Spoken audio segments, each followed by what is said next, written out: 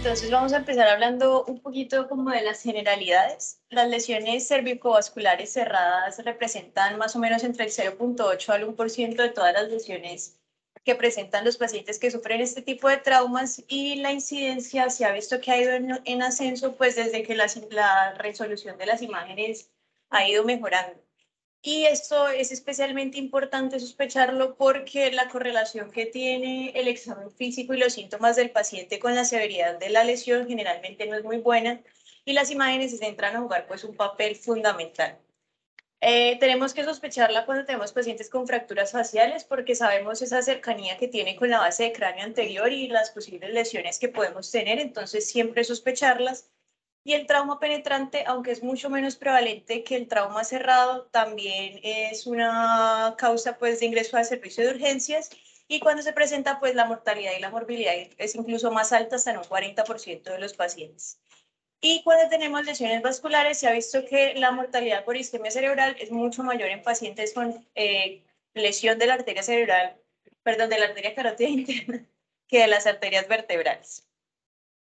Entonces, esto es como para recordar un poquito la anatomía, porque nos va a servir mucho a la hora de que estemos abordando estos pacientes para saber si ante qué tipo de lesión podemos estar. Entonces, recordar rápidamente pues que la arteria carótida interna sale de ese callado aórtico, ella va a ir en ascenso a través de su vaina carotidia por el cuello y más o menos al nivel de C4 pues va a dar su bifurcación. Sabemos que la carótida interna va a ingresar a la bóveda craneana sin dar ninguna rama, mientras que la carótida externa, una vez se bifurca, va a empezar a dar sus ramas. Mientras que las arterias vertebrales, ellas como sabemos pues salen de la subclavia, ellas se dividen en 4 porciones. La B1 es esa porción que va desde la subclavia hasta su ingreso a los forámenes transversos a nivel de C6. C7 generalmente no tiene pues arteria vertebral, pero no falta pues el raro. Y después va a tener su porción B2 que va desde C6 hasta C1. Su porción B3 es esta curva que da en C1 para después ingresar a través del foramen magno, y ya su porción B4 pues es su porción intracraneal que se va a ir a... Estoy señalando, en la otra pantalla. Yo juraba aquí que está... ¿Estás grabando? No. Sí, sí. Y ya pues esta sería su porción intracraneal que se va a ir a unir con la otra vertebral para dar su arteria basilar. Y también es importante como que recordemos rápidamente las estructuras venosas que tenemos en el cuello. Tenemos, pues, sabemos que la yugular interna es esa continuación del seno sigmoides, que va a ir corriendo posterolateral a la arteria carótida interna para después ir a desembocar junto con la subclavia. Tenemos también la vena yugular externa, que es importante conocerla porque es la más externa y tiende a lesionarse bastante en las lesiones penetrantes. Sabemos que ella está compuesta por esta vena occipital, por esta vena... se me pasó el nombre. Ya, auricular posterior, y esta vena retromaxilar, que van a ir a formar pues la vena yugular externa para también desembocar en la vena subclavia. Y tenemos también el sistema de las vertebrales que va a ir corriendo junto con las arterias a través de sus forámenes transversos. Y esto es otra cosa que también tenemos que tener en cuenta cuando estemos estudiando estas lesiones en cuello, porque conocer la anatomía nos va a permitir, uno, describir muy bien las lesiones y decirle al cirujano pues más o menos dónde está y qué estructuras vasculares pueden estar comprometidas. Y para eso es importante, uno, conocer que el cuello tiene pues las dos fases que conocemos todos, que es esa fase cervical superficial y fase cervical profunda, y que esa fase cervical profunda a su vez se va a dividir en una fascia superficial, en una fascia intermedia y en una fascia profunda, que nos va a dar esos diferentes compartimentos que, por ejemplo, a la hora de que estemos evaluando lesiones penetrantes, nos va a servir mucho para que podamos identificar el enfisema y poder orientar un poco mejor las lesiones. Y adicionalmente tenemos que conocer que el cuello se divide en 3 zonas. La zona 1 que va desde el manubrio esternal hasta el cartílago cricoides, una zona 2 que va hasta el ángulo de la mandíbula y una zona 3 que va hasta la base del cráneo. Y esto es especialmente importante porque las lesiones que se encuentran en zona 2 generalmente pueden ser exploradas quirúrgicamente, mientras que la zona 1 y zona 3 van a requerir imágenes transversales, y esto se lo vamos a poder decir al cirujano cuando estemos ante estas lesiones penetrantes. Y adicionalmente, cuando conocemos si hay afectación o no de las fascias profundas, también podemos dividir esas lesiones en lesiones centrales, que van a comprometer la parte de la laringe, la tráquea y la faringe y el esófago, o lesiones laterales, que son las lesiones que van a tener mucho más riesgo de lesión vascular.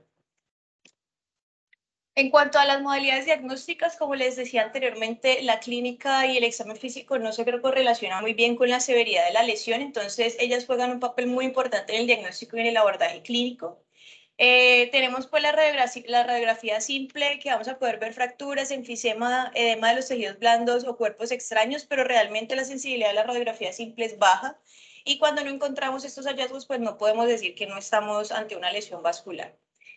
Tenemos la angiotomografía. Este actualmente pues es el método de elección y es el método que recomiendan las diferentes guías para abordar los pacientes con lesión vascular.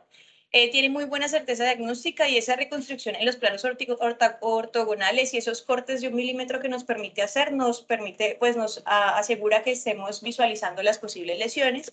Y más adelante vamos a ver unas escalas de riesgo que se le pueden aplicar a estos pacientes para no estar pidiéndole angiotax a todo el mundo, que es como lo que generalmente hacemos, sino tratar de orientar a los pacientes.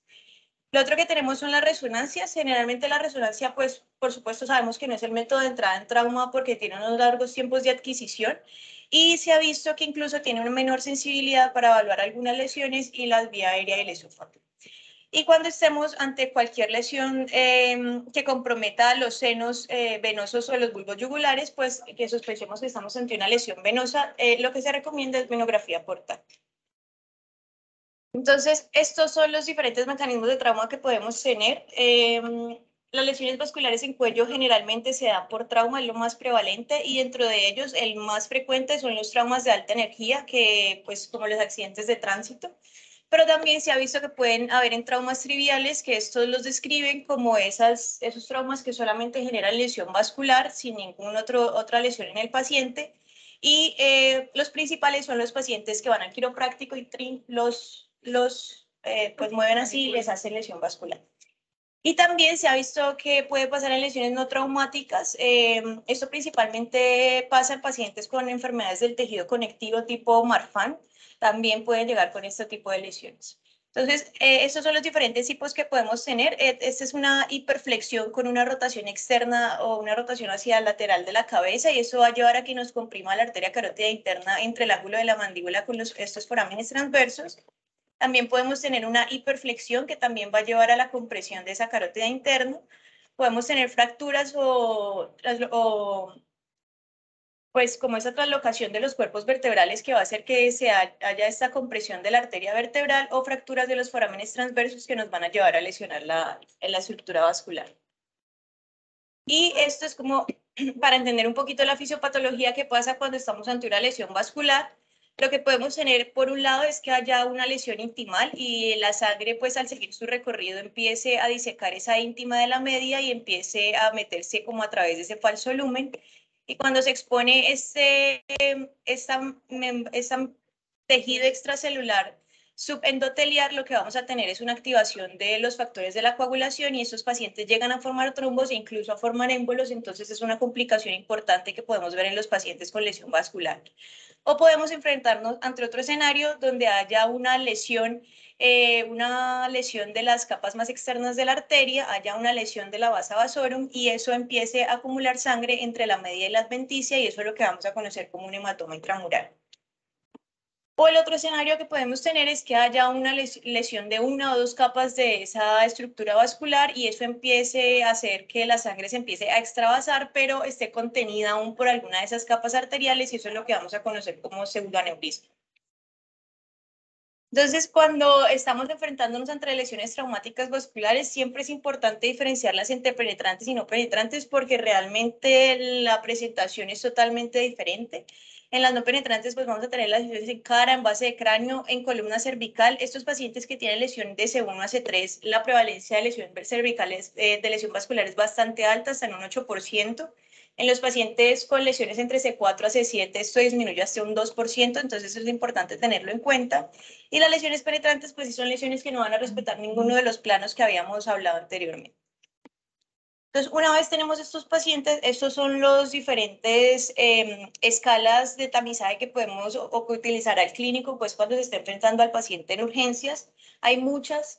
Estas son como las que más describían la literatura, que son los criterios de Denver, que fueron descritos en la Universidad de Colorado en 1990. La sensibilidad en ese momento era del 80% porque pues las imágenes que tenían ellos hoy en día no son iguales a las que tenemos hoy en día, la sensibilidad era menor.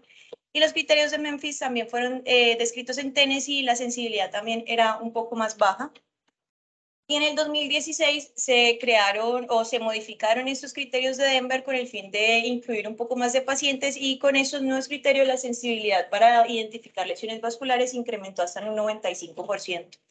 Entonces, en cuanto a los factores de riesgo, pues todos esos traumas de alta energía, las fracturas faciales de Ford tipo 2 o tipo 3 que sabemos que se relacionan con esas lesiones vasculares, pacientes con compromiso del canal carotidio, de los cuerpos vertebrales o de los forámenes transversos, y en especial C1, C3 por esa alta prevalencia que les mencionaba, pacientes con lesión axonal difusa, con un Glasgow muy bajo, y en cuanto a los signos y síntomas, pacientes que tengan pues sangrado activo, que tengan hematoma cervical, que tengan un hematoma expansivo, que tengan síntomas neurológicos focales o que estemos ante unos hallazgos de ACV en las imágenes transversales, pues tenemos que ir a buscar que estemos ante una lesión vascular.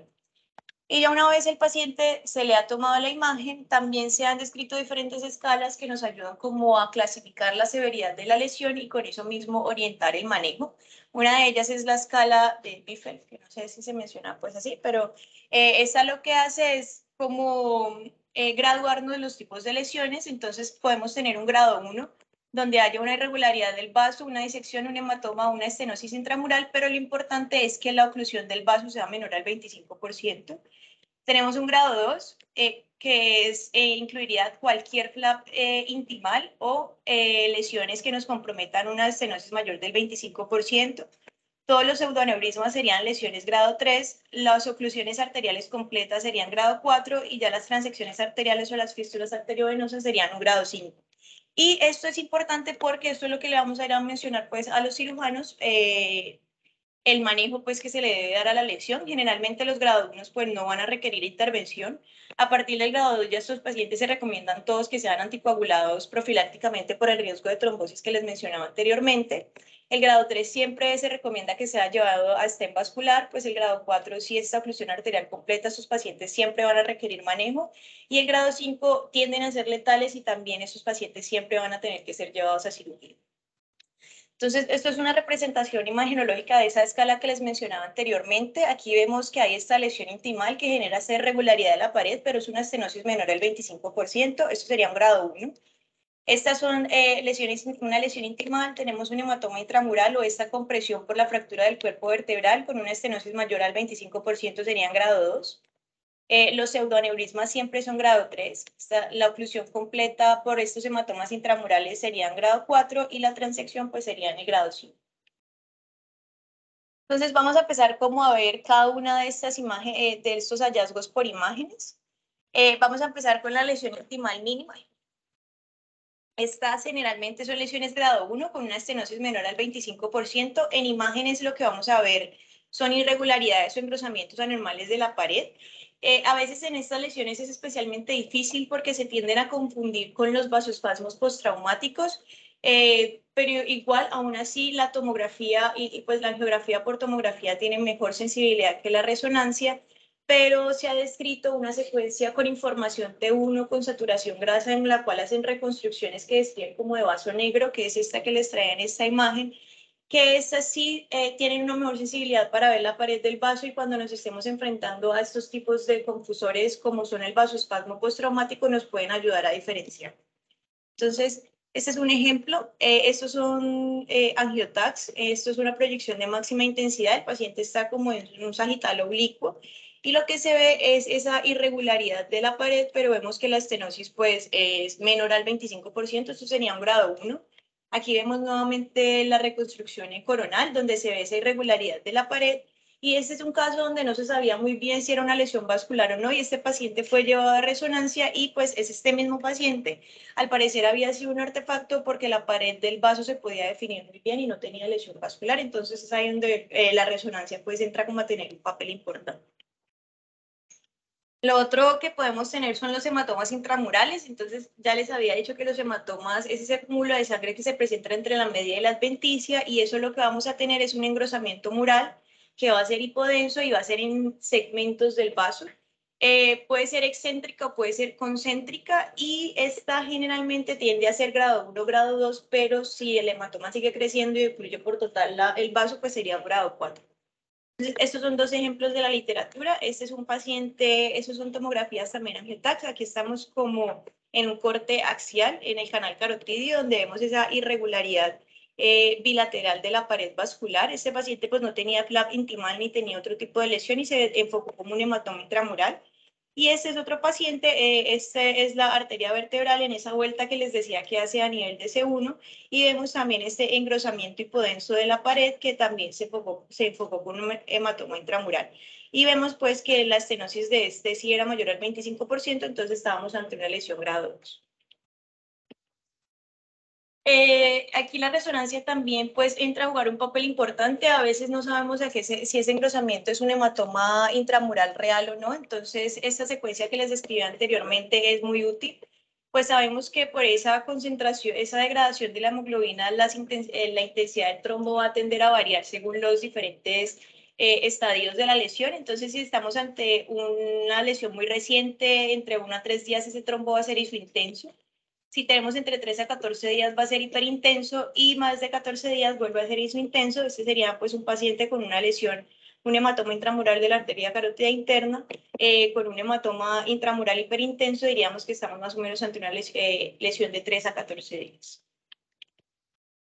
Y otras de las secuencias que recomienda también la literatura para diferenciar si estamos ante un hematoma intramural o no son las secuencias por difusión, porque ellos mencionan que al tener ese trombo ahí o ese hematoma intramural, como todos los elementos de la sangre están tan concentrados, estos tienden a tener restricción a la difusión, y también es una de las secuencias que podemos utilizar para orientar a ver ante qué tipo de lesión estamos. Lo siguiente es la disección con flap intimal. Entonces aquí ya les había dicho que hay una ruptura de la íntima que va a empezar a que se meta la sangre como a través de ese falso lumen, y ese es uno de los signos más importantes que vamos a encontrar, que es el signo del doble lumen. En este lo que tenemos es una opacificación de ese falso lumen pues con el medio de contraste, y en imágenes esto es lo que vamos a ver. Aquí estamos viendo un corte coronal de la arteria carótida interna, y vemos esta hipodensidad lineal que se encuentra pues como hacia la pared del vaso, que sería el flap intimal, y vemos cómo está pacificando su falso lumen con el medio de contraste. Y cuando hacemos una proyección de máxima intensidad en un corte coronal, vemos bien el flap cómo se está metiendo aquí y cómo empieza como a transcurrir la sangre a través de ese falso lumen. Los pacientes también pueden hacer trombos intramurales, por lo que les mencionaba anteriormente. Estos también tienden a ser lesiones grado 1, grado 2, pero si ocluye pues el vaso en un 100%, estaríamos ante una lesión grado 4. Y aquí vemos esta hipodensidad localizada como en la pared anterior del vaso de la carótida interna, y cuando la vemos en una reconstrucción de máxima intensidad sagital, vemos pues que estamos ante un trombo intraluminal. Y en cuanto a los pseudoneurismas, entonces ya sabemos que todo pseudoneurisma ya lo vamos a clasificar como una lesión grado 3. Pues dentro de lo que leí en la literatura, la ruptura es más anecdótica que cierta, no tienden a romperse, pero sí se han registrado pues casos en la literatura donde se rompe, y pues esto es mortal, pues por toda la examinación del paciente.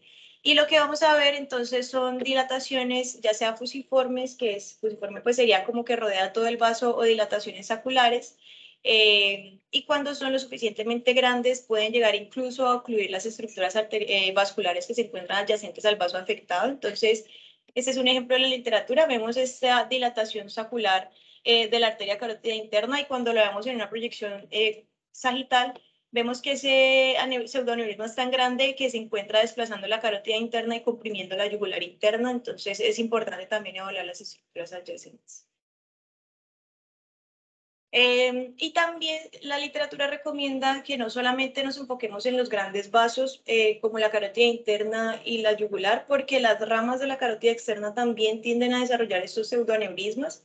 Entonces, este es un ejemplo de la literatura. Este es un paciente que tenía un compromiso de la arteria maxilar interna, que es una rama de la carótida externa, y vemos que se empieza a generar como esta extravasación contenida del medio de contraste.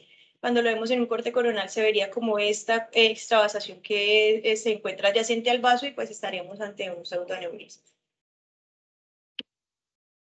También tenemos ya las lesiones grado 4, que serían la oclusión arterial completa. Estos pueden ser por todas las causas que hemos venido describiendo pues anteriormente. Ese es un caso de un paciente. Aquí vemos su angiotac en una reconstrucción coronal y vemos su angiografía, y lo que se veía es esta oclusión completa de la arteria carótida interna, que vemos que termina como en un piquito y no hay nada de pacificación en su porción más caudal. Este paciente estaba ante una disección completa, ante una disección que genera una oclusión completa del vaso, y estaríamos ante una lesión grado 4. Y este es otro ejemplo también donde vemos que este paciente tenía una fractura al nivel de C5, y esa fractura se desplazó y lo que generó fue una compresión completa de la arteria vertebral. Vemos que no hay pacificación nada de la arteria vertebral, no estaba rota como tal, sino que estaba comprimida por la fractura y pues no presentaba una oclusión completa del vaso. Y por último, entonces ya los grados 5 son todas esas transecciones arteriales o fístulas arteriovenosas.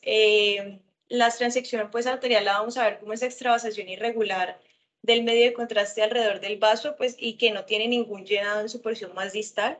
Este es un ejemplo de un paciente que había presentado una eh, disociación atlantoaxial.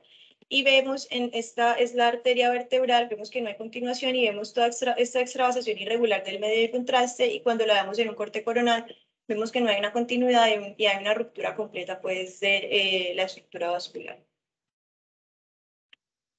Y ya para hablar un poquito del trauma penetrante, pues el trauma penetrante realmente es lo mismo, vamos a tener los mismos hallazgos, sino que pues por supuesto por el mecanismo del trauma generalmente estos pacientes tienden a tener lesiones grado 4 y grado 5 en mayor medida, entonces por eso su mortalidad pues es mucho más alta. Y también es importante buscar en estos pacientes los cuerpos extraños que nos estén generando estos tipos de lesiones. No encontré ejemplos tan bonitos de la literatura de un trauma penetrante que me generara una transección del vaso, pero pues este es un ejemplo donde hay una fractura entre el cuerpo vertebral de C4 y C5. Cuando el paciente se llevó a angiografía no había pacificación de la arteria vertebral, y en las fases más tardías se empezó a ver esa extravasación completa del medio de contraste, y pues este paciente estaba en una disección completa de la arteria vertebral. Y en estos pacientes es especialmente importante sospechar las lesiones venosas. En los traumas cerrados generalmente no se ven lesiones venosas, se ven más en las lesiones penetrantes. Si estamos sospechando pues que estamos ante una trombosis venosa, pues lo que vamos a ver es la hiperdensidad del vaso. En resonancia vamos a ver ausencia de vacío de señal o los defectos de llenado en las resonancias contrastadas. Y la venografía por tomografía sigue siendo como la imagen de elección cuando estemos sospechando que estamos ante una lesión venosa. La vena yugular se compromete hasta en un 37% de los pacientes que tienen lesión penetrante, y la que sigue es la arteria carótida externa. Entonces, este es un ejemplo de la literatura. Vemos todo este enfisema que está en el cuello, vemos que se encuentra desplazando la arteria carótida y la vena yugular. Y este paciente tenía toda esta hipodensidad en la pared de la vena yugular con un adelgazamiento de su luz por un hematoma pues ahí intraluminal. Y otra de las cosas importantes que también tenemos que evaluar en estos pacientes son los posibles confusores. Uno de ellos y el más frecuente son las arteriosclerosis. Esas placas blandas que se adhieren a la pared que a veces pueden hacernos ver esa irregularidad del vaso. Como tips, pues generalmente son lesiones que afectan múltiples vasos. Se asocian con calcificaciones, y la resonancia, si estamos definitivamente muy dudosos, se recomienda la resonancia en esa reconstrucción que les mencionaba anteriormente, donde las placas ateromatosas no se van a visualizar. Estos son dos ejemplos de la arteria. Eso es una reconstrucción coronal y vemos esta irregularidad de la pared. Este paciente tenía una calcificación dentro de esa irregularidad, por lo que se orientó como una aterosclerosis. Y nuevamente esta es una arteria vertebral donde vemos también esta irregularidad de la pared, pero asociada a una calcificación, por lo que se orientó como una aterosclerosis. Otra de las complicaciones o de los confusores son las displasias fibromusculares carotídeas. Esta sabemos que es una lesión, una patología idiopática donde empieza a haber como ese adelgazamiento de las estructuras vasculares y nos empieza a dar como esa apariencia rosariada o un collar de cuentas de los vasos. Y aquí nos va a servir como tips para tener en cuenta es que uno, el compromiso es multifocal y simétrico, entonces si tenemos una arteria carótida interna comprometida, pues la idea sería ir a buscar la contralateral para ver si también tiene lesiones o no. Y las arterias renales son una de las más prevalentes comprometidas en estas patologías, entonces irlas a buscar para ver si también tienen esas deformidades en la pared. Lo otro son las posibles variantes anatómicas normales que tienen los pacientes. Uno de ellos es el bucle redundante de la carótida interna. Entonces, cuando uno lo ve en un corte coronal, se ve como esta dilatación que tiene el vaso. Entonces uno dice, uy, madre, un pseudoneurismo. Pero entonces uno va y lo mira en el sagital y se da cuenta que simplemente es un bucle redundante que está haciendo la carótida interna y no un pseudoneurismo. Y lo otro son las hipoplasias congénitas. La más prevalente son las hipoplasias de las arterias vertebrales, pero entonces ir a buscar otros hallazgos que nos pueden hacer decir que esto es algo congénito, como son también la hipoplasia de los forámenes por donde entran esas estructuras vasculares que nos ayudan a orientar que son algo congénito y no algo agudo. Y en cuanto al seguimiento de estos pacientes, entonces, todas las lesiones grado 1, grado 3 se recomienda hacerle seguimiento entre los 1 a 3 días. Ya habíamos dicho que todos los pacientes con lesiones grado 2 en adelante deben ser iniciado terapia de anticoagulación profiláctica. Si en el control se ve que la lesión ha resuelto, pues se suspende. Pero si persiste, se debe recomendar que se extienda la anticoagulación por 3 meses más. Generalmente las lesiones grado 1 tienden a resolver hasta en un 75%, las grado 2 resuelven en un 30% y hasta un 43% pueden llegar a progresar y generalmente a estos pacientes cuando progresan se les debe recomendar manejo endovascular. Y las grado 3 hasta en un 11% mejoran, pero generalmente estos pacientes la recomendación es que sean llevados a reparo de su pseudoaneurisma. Como recomendaciones finales, entonces, pues ya habíamos dicho que el angiotac es la imagen de elección. Mirar si es muy importante que les digamos a los clínicos si ha resuelto o no la lesión, porque esto va a definir el tiempo antitrombótico que se le da al paciente. Máximo 10 días para hacerle el control es lo que debemos recomendar, pero la literatura dice que entre 1 a 3 días. Y como les había dicho, si hay progresión de la enfermedad, se debe recomendar manejo quirúrgico. Y eso era todo.